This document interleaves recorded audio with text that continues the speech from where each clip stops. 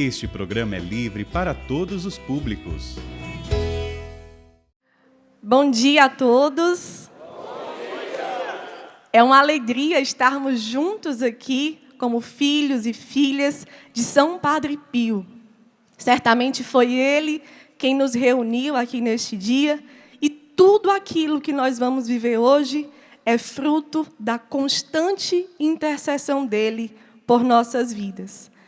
Também incluo você que está em casa, que está em comunhão de coração conosco. Você também é um filho amado dele, que é alcançado por meio da evangelização, das redes sociais, do sistema de televisão Canção Nova. Aproveito para agradecer toda a graça que a comunidade de Canção Nova, ela realmente transborda nas nossas vidas. Chegar aqui é atualizar o nosso primeiro chamado, não é? Não tem como não ouvir Deus aqui. E por isso que Deus escolheu este local, para ouvirmos e atualizarmos as graças que nós já conhecemos, certamente, da vida de São Padre Pio, mas que Ele quer, de uma forma nova, comunicar a nossa vida. Ele quer que não fique como uma informação perdida, mas que tragamos para o nosso coração, no cumprimento da nossa vocação, a partir daquilo que cada um foi chamado, para então, assim, renovarmos o nosso amor à Santa Igreja, o nosso amor a Jesus Cristo, a nossa pertença filial à Virgem Maria, pois era tudo isso que ele pregava com a própria vida. E também é tudo isso que nós queremos aqui comungar. O seu coração também está aqui anunciando isso, porque tudo o que ele fez nos reuniu e nos trouxe aqui, tá bom? Então, para falar um pouquinho daquilo que eu vivo também, nesse primeiro momento eu vou me apresentar. Eu me chamo Lívia, eu sou consagrada da obra Lumen de Evangelização, sou celibatária e membro de comunidade de vida da nossa comunidade. A obra Lumen tem o chamado de ir ao encontro de Jesus crucificado, encarnado, abandonado nos mais pobres. Por meio dessa espiritualidade, nós temos casas de acolhimento que buscam os irmãos, as irmãs e as crianças com as suas mães para morar em casas de acolhimento que vivem 24 horas o Evangelho. Os missionários que deixam tudo, acolhem essas pessoas e são uma família que vive o Evangelho nas refeições, nas orações em comum e em toda a vida dedicada a eles. E como um dos baluartes da nossa comunidade é São Padre Pio, nós também trazemos aqui nessa fala um pouco do testemunho do que ele fez, do que ele age por meio dessa espiritualidade, que também é ofertada à igreja, que também é ofertada aos outros carismas e à humanidade.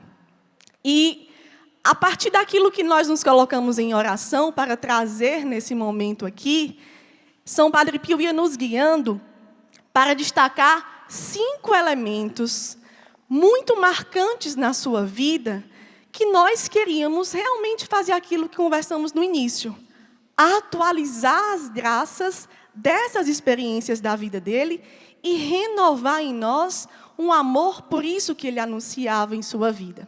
Tá bom? A partir disso, nós vamos ir adentrando nos pequenos segredos de santidade, de radicalidade que ele viveu e que ele também deixou como legado para nós, filhos e filhas dele. O primeiro elemento que nós queremos destacar era o zelo que São Padre Pio tinha à vida de oração e a pertença filial à Virgem Maria. O amor filial à Nossa Senhora. Quando vemos na história de Padre Pio, desde a infância, ele era alguém inclinado à vida de oração. Como criança, ele estudou, ele frequentou toda a preparação que lhe era devida para uma formação humana, mas aquilo que mais atraía o seu coraçãozinho, ainda pequenininho, era a vida de oração. Era se comunicar com seu santo anjo da guarda. Foi ser cumulado de graças, de visões celestiais, e já ali ter Nossa Senhora como sua companheira. E já na adolescência, ele pediu para ingressar no convento dos frades capuchinhos, onde tudo foi muito rápido para ele. Tudo foi muito rápido, porque o coração dele tinha pressa. Rápido aos olhos humanos, mas foi tudo no tempo de Deus, para ser esse anúncio como uma flecha nos nossos corações. Às vezes nós vamos demorando para dar respostas a nosso Senhor, não é mesmo? Mas São Padre Pio vem renovar hoje. Vocês que estão aqui, você que pode estar em casa também, o que é aquilo que você precisa responder a Deus hoje? O que é aquilo que Deus te chama há um tempo e outras coisas estão ocupando essa atenção? Como filhos e filhas dele, como alguém que está escutando ele pela primeira vez, talvez. Traga isso para o seu coração. Como Padre Pio, o que eu preciso me colocar na presença de Deus hoje e responder o chamado que Ele tem para a minha vida? Quando nós vemos também toda a vida dele, quando ele já estava no convento, todos aqueles que estudam a vida de Padre Pio nos comunicam que Padre Pio chegava a rezar 5 rosários por dia ou mais. Do tanto que o coração dele se consumia em amor à Virgem Maria. E quando ele terminava um dia cheio de apostolado, ele tinha um hábito de entrar na sua cela, olhar para a Virgem Maria, que ficava aqui, pertinho da sua cama, e entregar-se confiante a ela. Será que nós fazemos também esses pequenos atos de piedade à Virgem Maria? Assumimos ela como companheira nossa e renovamos a nossa oferta, confiando tudo a ela? Consagrando tudo a ela? Foi assim que ele soube viver a sua vocação. Ele entendeu que ele tinha uma mãe na sua vocação.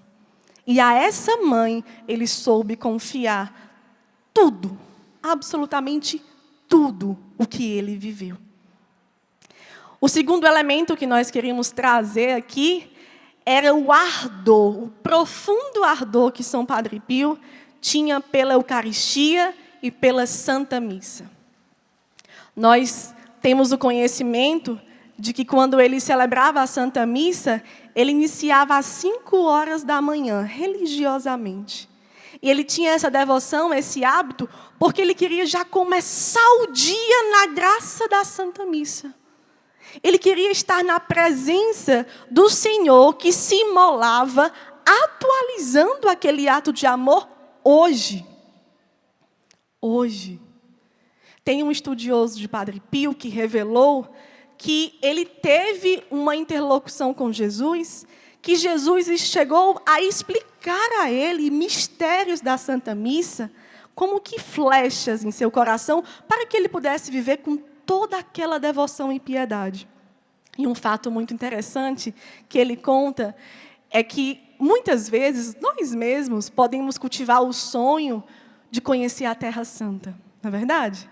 Imaginar ali os caminhos que Jesus fez, atualizar e contemplar onde ele pisou, o que ele olhou, não é mesmo? E Jesus revelou a São Padre Pio que mais importante do que visitarmos um local que ele foi há mais de 20 séculos, seria o nosso coração na presença diária da Santa Missa. Porque ali ele está, naquele momento, em corpo e sangue, alma e divindade. E é tão fácil irmos à missa, é tão acessível, principalmente no nosso contexto de nação, né? Não nos custa nada.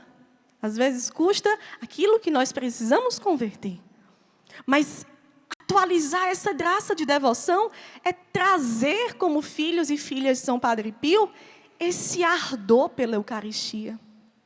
São Padre Pio chegava a confessar 120 pessoas por dia. E esse coração abrasado e consumido, os estudiosos nos explicam que ele encontrava a força, o fundamento, a substância a partir da Santa Eucaristia que ele celebrava diariamente. Então, precisamos também trazer ao nosso coração isso. Nós que já seguimos a Jesus, nós que muitas vezes queremos fazer tudo por Ele, e devemos fazer. Mas onde é que está o fundamento? Onde é que está a motivação é anunciar o amor de Jesus por nós e também comungar desse amor por meio de fontes de espiritualidade que a nossa amada igreja já nos dá, como é a Santa Missa. Isso São Padre Pio também nos ensina, nos deixa como legado. E, diante desse ponto aqui, nós também gostaríamos de destacar algo que tem acontecido, que inclusive aconteceu aqui na Canção Nova, ano passado.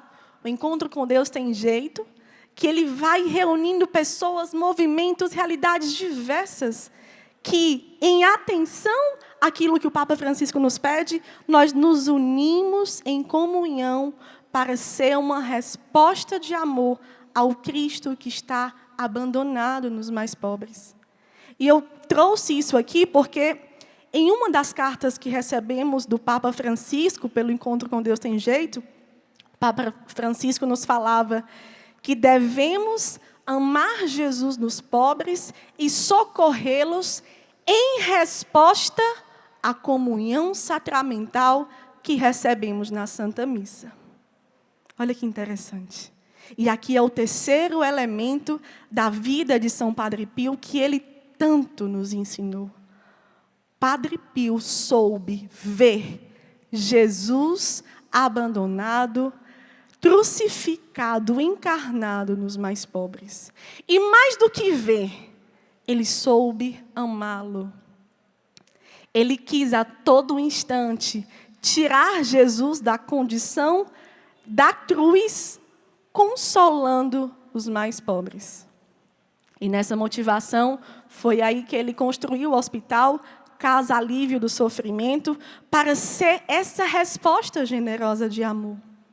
Vejamos, de tudo aquilo que estamos conversando, Padre Pio soube reconhecer Cristo no pobre em resposta à comunhão sacramental que ele recebia todos os dias.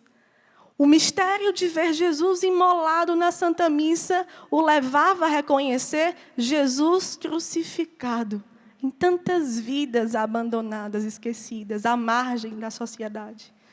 E aqui eu gostaria de colocar um testemunho, sobretudo nessa relação do que podemos nos colocar em comunhão a Jesus que está nos pobres e nos doentes, que foi a inspiração de São Padre Pio. Nós da Obra Lumen, por meio das casas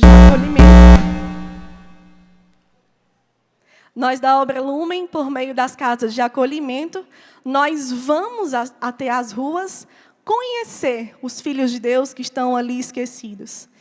E quando vamos até lá, nos apresentamos como missionários e missionárias e trazemos ele para morar conosco. As casas femininas, as mulheres e as crianças, e as casas masculinas, os irmãos.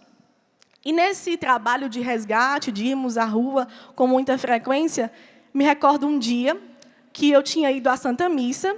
Nesse dia eu estava sem dinheiro, sem celular e sem carro. Era só os meus pés, o meu coração e o desejo de viver as fontes, né? Quando saí da Santa Missa, trouxe no coração o evangelho do dia que falava de uma situação de um enfermo. Então, aquilo ficou guardado no meu coração. Saí da Santa Missa, fui a pé para a praça, que temos lá em Fortaleza, que tem muitos irmãos.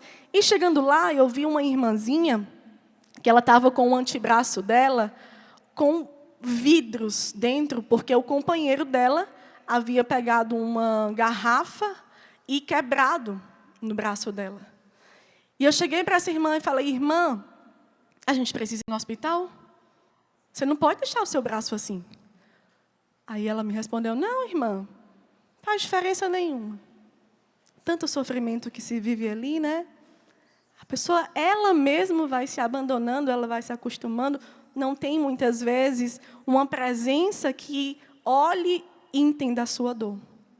Naquele dia, eu pedi a Deus a graça de fazer algo por ela e disse assim: olha, eu vou para casa a pé, volto aqui 11 horas, venho lhe buscar com algum carro que eu não sei ainda, mas vai aparecer esse carro, e nós vamos para o hospital. Aí cheguei em casa correndo, liguei para uma irmã de comunidade, ela trouxe o carro dela, nós fomos à praça, ela estava nos esperando, e fomos para o hospital. Quando chegamos no hospital, me apresentei juntamente a ela, e o pessoal do hospital me olhava dos pés à cabeça. sem entender porque aquilo estava ali acontecendo. Aí até que uma funcionária falou, que mal me pergunte, mas a senhora é o quê dela? Eu sou irmã dela. E ela precisa de um atendimento, porque o braço dela está com essa circunstância, ela não pode ficar assim. A senhora é irmã mesmo? Ela é bem moreninha, a senhora é bem branquinha. Aí eu sou. Somos irmãs na fé. E aí a senhora poderia atendê-la, por favor? Claro, tudo bem, tudo bem. Aí foi nos levando, esperamos ali o procedimento, ela entrou num pequeno procedimento cirúrgico que ia fazer, e ela pedia que eu fosse até o procedimento cirúrgico com ela. Por favor, não me deixe sozinha, eu tenho medo, muito medo, muito medo. E quando ela falava, eu atualizava Jesus no Calvário, também falando, também sentindo tudo isso. E quando ela disse, o médico chegou a me chamar, porque ela estava inquieta na maca, e eu fui, me levantei e fiquei perto dela. Aí eu falei bem baixinho, olha, fique calma, você não está sozinha, vai dar tudo certo. Quando eu estava ali com ela, e ela gritava, aí eu falei assim, não, como um ato de amor, eu vou olhar aqui para ela ver que eu estou olhando, que está tudo certo, e vai dar tudo certo. Só que quando eu olhei, eu passei mal. Meu Deus, o médico, não, minha senhora, vacinar, a senhora está pálida. Aí eu corri, me sentei, aí eu baixei a cabeça, aí eu disse, Nossa Senhora, a senhora aguentou horas no Calvário, e eu não aguentei segundos. Mas esses segundos aqui que eu aguentei, me fez ter o meu coração um pouco mais parecido com o da senhora. Então, Deus seja louvado por isso. E aí ela saiu, deixou fazer o procedimento, enfaixou o bracinho dela. Na época, no dia, não quis ser acolhida. E o nosso amor a Cristo nos pobres é um amor que ele é extremamente misericordioso. Eu lembro de uma pregação do irmão Belém, da Toca de Assis, que também está conosco aqui, que ele disse assim para a gente, nós comungamos disso todos os dias. Esperar algo dos irmãos que amamos é algo que não é misericordioso, é contra a misericórdia. O seu amor a eles não é para que eles façam algo, nem tomem uma decisão segundo aquilo que você se dedica. O seu amor com eles é porque você ama Cristo neles. E você também os ama. E com o tempo, no tempo de Deus, aquelas pessoas, elas vão se abrindo à graça e numa adesão pessoal, que eu e você também tivemos, e custou muito tempo, não é verdade? Eu, pelo menos, minha conversão custou 10 anos. Demorou 10 anos para eu entender o que Deus me chamava, como eu poderia correspondê-lo. E por que nós, muitas vezes, colocamos sobre pessoas que têm realidades tão sofridas, tão desregradas, tão desprotegidas, um tempo de conversão? E deixamos de amá-las muitas vezes por isso. Eu lembro que esse dia me marcou profundamente nesse sentido. Um outro caso rápido, com um dos irmãos que também conhecíamos na praça. Esse irmão era um dos mais perigosos da praça, como ele mesmo dizia. Ó, irmã, eu sou o mais perigoso da praça. Tá certo, meu filho? Não tem problema nenhum, não. Quero te apresentar algo novo, que você vai meditar com isso todos os dias, e você vai ver se você vai ser o perigoso ainda da praça. E conversando com ele, para os outros ele era bem assim, durão. Quando chegava a gente, irmão! Ou quando estava fazendo uma coisa errada, irmão, nem venha, viu? Nem venha, que eu não estou na graça, eu não estou bem, não é justo isso com vocês, não. Olha o pequeno sentimento do sagrado despertando nesse coração. E eu me recordo de um dia que nós fomos à praça, e quando chegamos lá, nós tivemos a notícia que ele tinha sido espancado, que ele não estava na praça, que uns tinham dado ele como morto.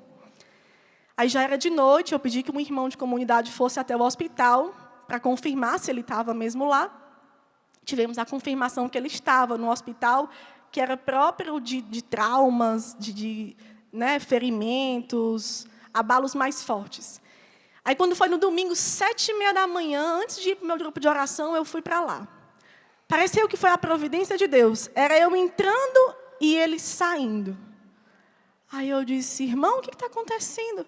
Aí ele começa a chorar, copiosamente. Irmã, eu achei que eu ia morrer ontem. Aí, quando eu perguntei, mas você está saindo porque está tudo bem já? Não, irmã, eu assinei aquele meu termo de alta, estou nem aí. Eu, não, de jeito nenhum, é voltar agora. Porque você não sabe o que está acontecendo com você. Aí nós fomos até a Secretaria de Assistência Social, ele retornou, ficamos um tempo lá com ele, e ele estava esquecido nas alas do hospital. Até que eu procurei saber quem era o médico, fui até o médico, disse, olha, ele precisa fazer um procedimento, o senhor precisa atender ele. Quando o médico olhou assim para mim, que mal pergunte, a senhora é o quê dele? Aí vocês já sabem, né? Sou irmã, estou aqui para ajudá-lo. A senhora devia estar fazendo outra coisa, um domingo de manhã. Aí eu disse assim, olha, o senhor na sua profissão pode e tem o dever de ajudar ele. Reconsidere isso que o senhor está falando. Também sem agredir, sem julgar. Aí ele, eu não ia fazer não, mas em atenção à senhora, vamos aqui, vou fazer isso aqui. Sabe, pessoal, pequenos momentos da vida deles têm um flagelo muito maior do que a nossa vida. É por isso que Deus chama que eles são os prediletos do Senhor, são os preferidos do Evangelho, porque lhes faltam coisas básicas que na minha e na sua vida não faltam. E já com sofrimentos marcados, ainda tem outras cargas. Por isso que eles são Jesus crucificado. Por isso que há um mistério de ver Jesus crucificado aí. E quando São Padre Pio quis construir esse hospital, certamente ele já sabia o porquê. Ele tinha no seu coração esse desejo de ser consolo, de ser presença, de dar o melhor para Jesus, porque era Jesus ali em todos eles. E quando eu comecei a viver isso, particularmente falando também, toda a minha vida mudou.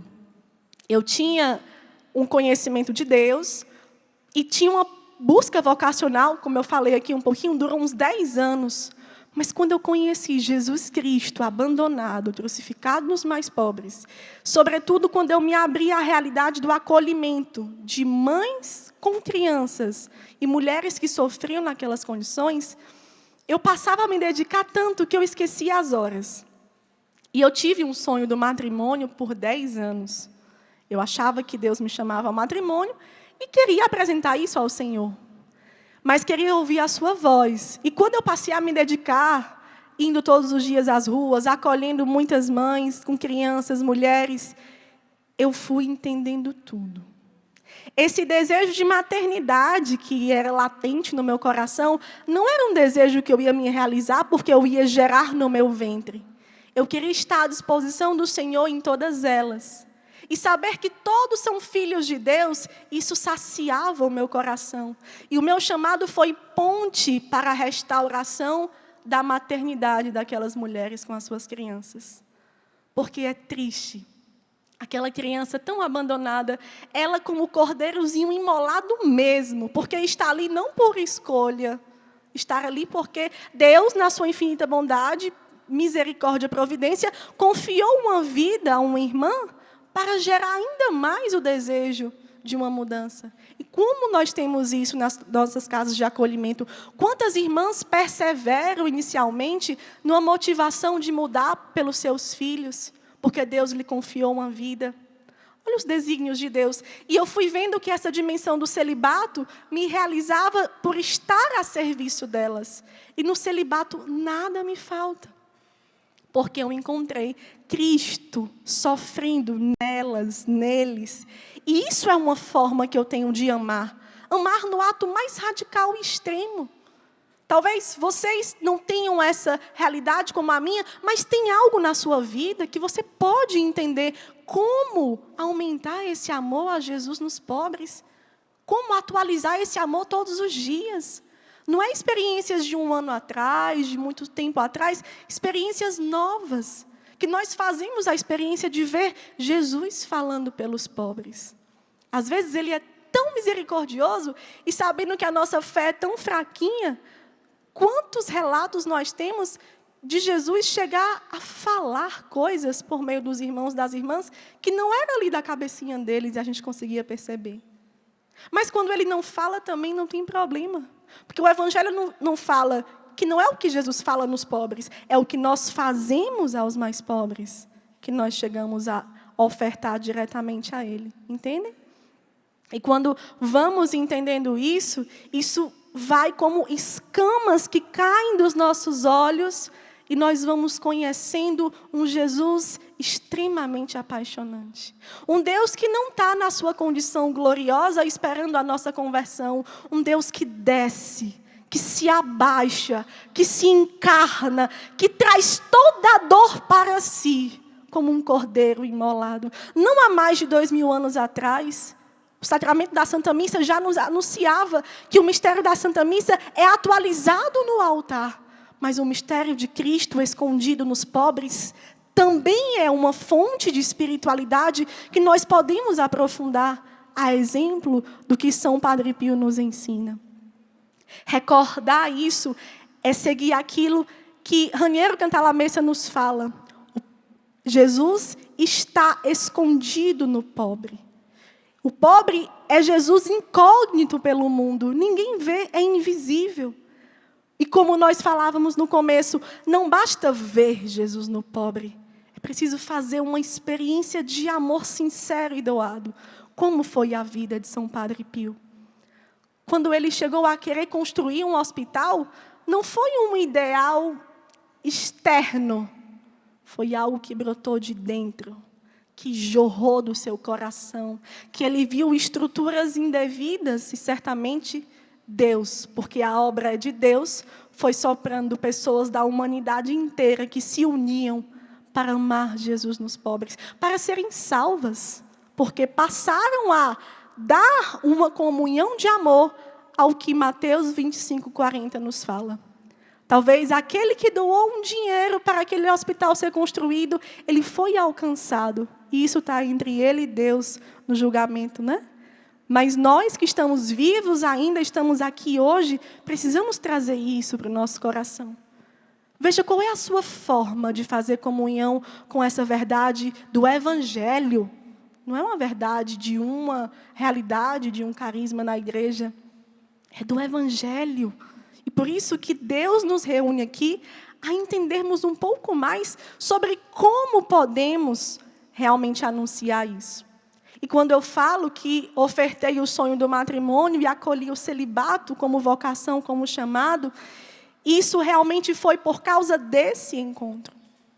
E aí, o que nós precisamos hoje também entender, será que você está no chamado que você tem que estar mesmo? Será que você não tem algo a aprofundar? Principalmente, Deus coloca até no meu coração, você que está em casa e está assistindo isso aqui, por acaso não, porque o acaso ele vem de Deus, por providência divina. Deixe Deus falar. Talvez aqui você está só entendendo uma informação, mas guarde essa informação no coração, como Nossa Senhora guardava tudo no seu coração, para deixar o Senhor, na sua infinita bondade e providência, lhe convidar à experiência, ao encontro, que gera a cultura do encontro, que gera salvação na humanidade. Percebe, meus irmãos? E quando nós vamos tocando, eu falava que escamas caíam de nossos olhos, porque é essa a experiência. Eu lembro que, quando eu me tornei missionária, em 2016, nós ainda não tínhamos a clareza de uma vida voltada para acolher os pobres. Quando eu conto isso aqui para vocês, eu trago um testemunho vivo, porque no começo eu também não conseguia enxergar assim. E uma cena que me marca profundamente, colocando aqui a miséria do meu coração para vocês, foi um dia, já como missionária, nós estávamos na nossa casa de missão, e uma irmã que estava passando na calçada, ela bateu a porta, e eu fiquei sabendo que aquela irmã tinha perdido a guarda dos filhos, porque o companheiro chegou a abusar uma de suas crianças, e ela não fazia nada. E já como missionária, e sentindo um pouco uma confusão de sentimentos, eu me recordo de um dia que ela chegou na porta de casa, e ela me pediu alguma coisa, e eu não tratei ela com mansidão, eu não tratei ela com compaixão. Eu não tratei ela mal, mas eu não tratei ela bem. Isso é a diferença. E confesso que achava-me que tudo estava normal, porque eu dizia, poxa, ela não ajudou a criança dela, foi uma falta dela. Então, quando eu cheguei, pois não, bom dia, o que a senhora quer? Com essa cara fechada, sabe? Aí ela queria um copo d'água. Jesus falando ali para mim já. Jesus já querendo quebrar meu coração, né? Tá certo, então eu vou pegar um copo d'água para a senhora. Peguei o copo d'água, e aquele copo d'água que eu dei para ela, eu dei tão de cima para baixo, pessoal, que eu lembro disso assim como uma flecha no meu coração, mas hoje não carrego mais nenhuma culpa, nenhuma dor, porque eu também não conhecia. E Jesus me encontrou para me revelar essa verdade, mas para que isso ficasse entranhado no meu coração. E quando eu dei aquele copo assim de cima para baixo, daqui, copo de água para a senhora. Ela, agora eu queria entrar. Não, entrar a senhora não pode. Pois tá bom então. Deus abençoe a senhora. E aí, isso foi 2016. Em 2018, Deus passou a revelar que Ele queria essa missão de casa de acolhimento para a gente. E aquela cena tinha ficado como um martelo no meu coração. Como Deus é misericordioso. Aquela mesma irmã que passava em 2016, voltou a passar em 2018. E aí eu olhei para ela, completamente diferente. Já não era mais a Lívia, era a presença do ressuscitado em mim, que levava a me aproximar dela. E aí eu abri o portão, fui até a calçada, me baixei e olhei no olho dela e disse assim, Dona Maria, a senhora quer ser acolhida hoje? Não. Tá bom, Dona Maria, mas quando a senhora quiser, saiba que aqui também é a casa da senhora, tá certo? Não. Só respondia isso. E eu ficava intrigada, porque eu não tentei só uma vez, eu tentei 10 vezes. Até que na 10ª eu cheguei na capela um dia, eu disse, Jesus, eu acho que a gente vai ter a graça de acolher a Dona Maria quando, com mais radicalidade ainda, nós chegarmos a viver o carisma que o Senhor nos confiou. Então, vamos aguardar no teu tempo. E, para nossa surpresa, quando foi a pandemia, começo da pandemia, nós tivemos uma moção de dobrar as casas de acolhimento que nós tínhamos para acolher mais e mais. E a Dona Maria chegou a ficar desacordada na calçada da nossa casa. Os vizinhos passaram a ir lá em casa e dizer assim, vocês não podem acolhê-la? Aí a gente até respondeu, olha, é porque a gente não pode acolher ninguém à força. O acolhimento é livre, a pessoa tem que querer.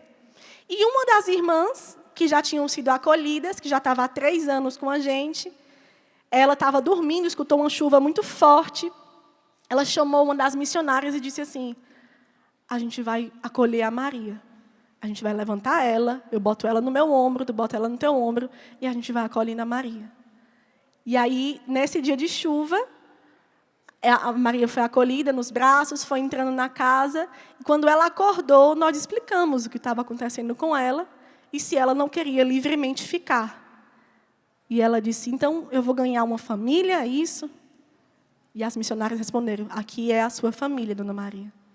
Então, tá bom, então eu vou ficar.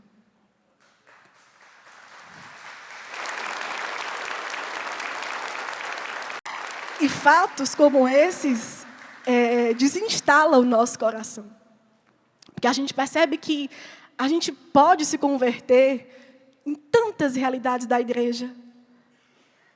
Agora, há umas que o caminho ele é até mais violento. Não dá para improvisar um amor assim. Precisa ter o coração ancorado naquela verdade evangélica. Por isso que nós, quando vivemos isso, nós não dizemos que realizamos uma ação social. Não é só isso.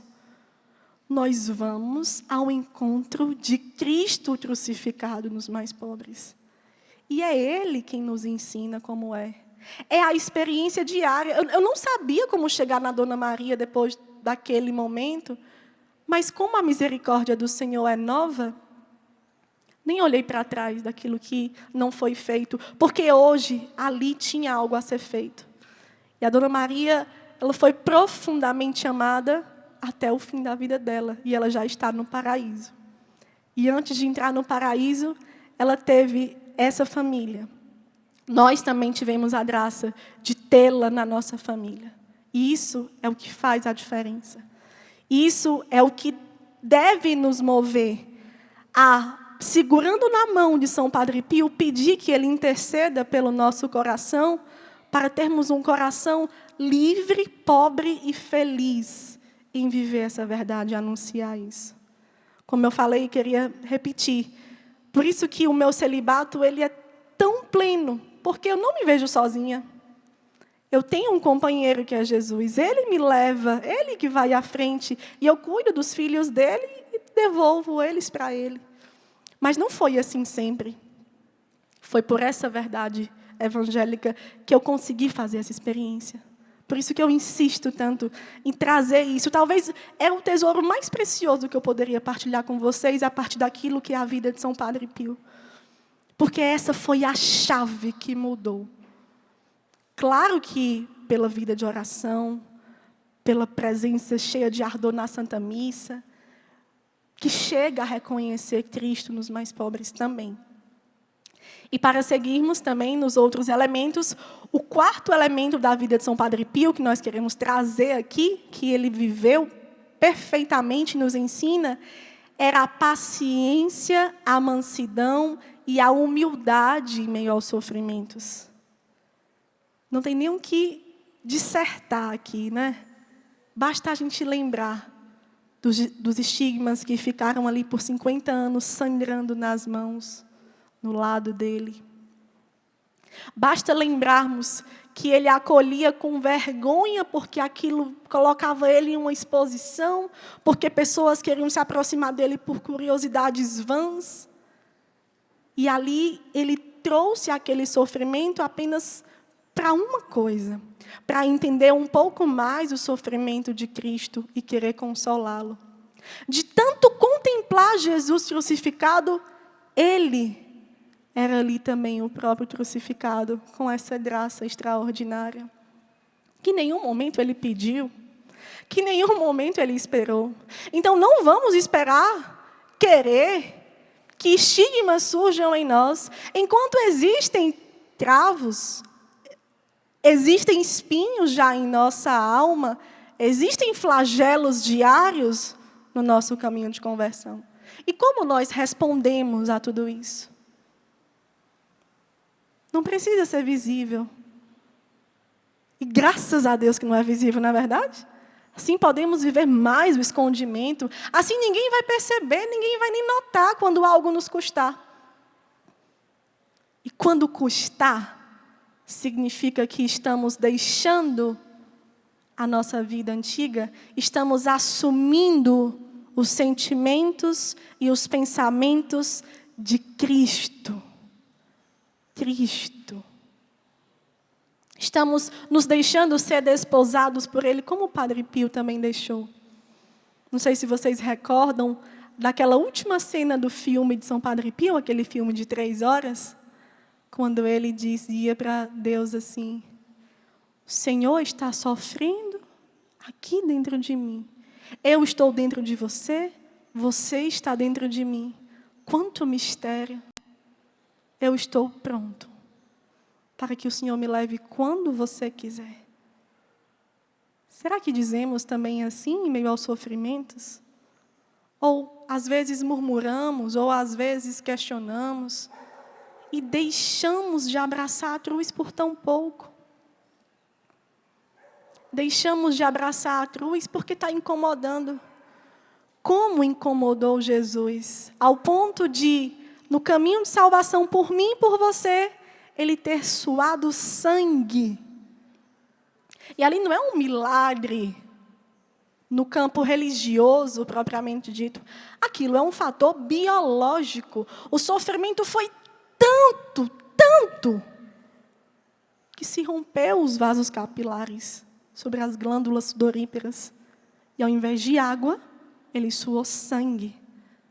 Acho que nem eu e nem você chegamos a um sofrimento assim em vida. E talvez não vamos chegar, certamente não vamos chegar. E aqueles que vão bater à nossa porta nós podemos, com coragem, com amor, e somente por amor, responder prontamente, como São Padre Pio. São Padre Pio não buscou o sofrimento. O cristão não busca o sofrimento. O cristão busca a alegria, não é verdade? O cristão comunica a alegria. O cristão comunica que Jesus nos salvou, que nós estávamos numa vida completamente devastada e Ele nos encontrou assim. E Ele que foi nos trazendo, e Ele que pouco a pouco foi nos configurando a Ele, aos seus sentimentos e aos seus pensamentos. Agora, para darmos testemunho daquilo que o Senhor fala, e pela dureza dos corações, nós vamos ter embates como foi com Jesus. E devemos responder como o Padre Pio, na humildade, no silêncio, na mansidão, e acolher os tesouros de tudo isso. Entendem, pessoal? Entendemos isso? Vamos trazer isso para o nosso coração hoje, e já já nós vamos ter um momento de adoração, e vamos deixar no altar do Senhor tudo aquilo que é dor no nosso processo de conversão. Vamos deixar no altar do Senhor, porque é Ele quem nos chama. É Ele o autor da nossa vocação. É Ele quem está conosco, lado a lado, permitindo cada coisa. Não é assim que o Evangelho fala? Nenhum fio de cabelo que cai da nossa cabeça é despercebido por Deus. Precisamos apenas renovar esses atos de fé, de acreditar, de suportar, de sustentar, como São Padre Pio também assim viveu. E o quinto elemento que nós queremos aqui trazer era o amor filial que ele tinha à Santa Igreja. Essa parte também é uma das partes que São Padre Pio mais soube glorificar a Deus. Porque quando ele passou por todas as restrições da Santa Sé, quando ele foi e chegou a ser perseguido, caluniado, quando a própria igreja precisou realmente colocá-lo numa situação ali um pouco mais reservada, ele prontamente respondia: a igreja é uma mãe que só quer o nosso bem. Quando o inimigo de Deus vinha por vários instrumentos colocar no coração de São Padre Pio revolta, murmuração, ele nem perdia tempo. A igreja é uma mãe que só quer o nosso bem. E às vezes uma mãe pode, de vez em quando, bater um pouco no seu filho, não é verdade? Ele chegava a responder com essas brincadeiras, porque ele sabia que tudo que a igreja faz por nós é nos colocar nos moldes de Jesus Cristo, a partir daquilo que couber a cada um, a partir da sua vocação, do seu estado de vida, da sua missão pessoal. E se temos um amor sincero e filial à igreja, e se somos filhos de São Padre Pio, também podemos atualizar isso hoje.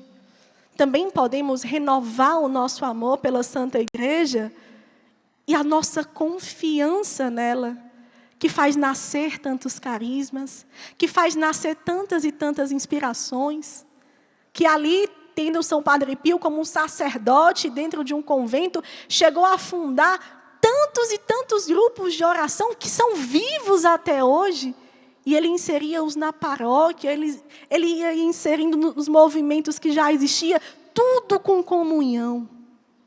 E isso é um segredo para amarmos a igreja. Tudo fazermos com comunhão à igreja. Só existimos porque Cristo, ali na cruz, com muita paciência de todos os mistérios da sua vida, até o Pentecostes, sustentou o meu e o seu coração nesse mistério de salvação. E homens e mulheres deram a sua vida como São Padre Pio deu a sua vida. Será que nós estamos dando a nossa vida à igreja também? Afinal, precisamos continuar levando a tocha de São Padre Pio, não é verdade? precisamos sermos filhos que se parecem com Ele, não pelo que fala ou que conhece, mas pelo que vivemos, pelo que transmitimos, pelo que anunciamos em meio a essas dimensões que aqui partilhamos. E quando a igreja nos chama, quando a igreja nos confia algo, ou quando a igreja nos corrige, está tudo bem. Porque temos uma mãe para cuidar de nós, não é verdade? Ou não fomos corrigidos pela nossa mãe na infância, na adolescência, até na vida adulta? Quantas e quantas vezes eu fui corrigida? E que graça é ser corrigida. Porque nós estamos diante de alguém que acredita que nós podemos mudar. Por isso que existe a correção. Não é verdade?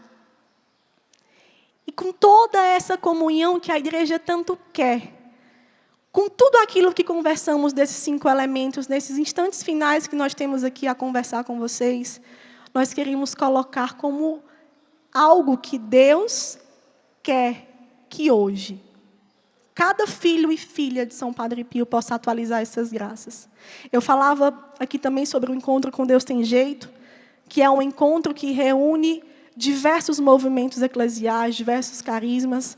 O Cleto da Canção Nova, não sei se ele está assistindo, mas essa expressão com Deus Tem Jeito também nasceu ali muito da sua vida, em comunhão de carismas com a Obra Lumen, com a Fazenda da Esperança, com outros movimentos e realidades que foram se aproximando. Nós realizamos anualmente um encontro que reúne mais de centenas de moradores de rua, de irmãos em situação de rua. Eles vivem um dia de retiro e, no final, são acolhidos e encaminhados para casas em todas as regiões do Brasil. Nós tivemos ano passado aqui na Canção Nova. Vamos ter também agora em Belo Horizonte, dia 5 de novembro. E próximo ano voltaremos aqui no Rincão da Canção Nova. E é uma oportunidade de ser igreja, um encontro como esse. Então, se você está conhecendo aqui, procure saber um pouco mais e comungar dessa alegria que a igreja tanto nos ensina. A comunhão. Nenhum carisma nasceu para se ofertar sozinho, porque somos o corpo místico de Cristo. Então, um é a mão, outro é o braço, outro é o coração, outro é tudo isso, unidos à cabeça que é Cristo, vai colocando a igreja em movimento, em saída. Como o nosso amado Papa Francisco tanto pede, tanto clama. Como São Padre Pio viveu na sua vida. Porque ele tinha um apostolado fecundíssimo, dentro e fora. Ele se colocava à disposição, consumindo toda a sua vida. E se somos filhos dele, também podemos viver assim. Consumindo toda a nossa vida. Por amor a Cristo, por amor à igreja, na observância dos seus mandamentos, acolhendo os sacramentos, reconhecendo Cristo nos mais pobres. Amém? Amém.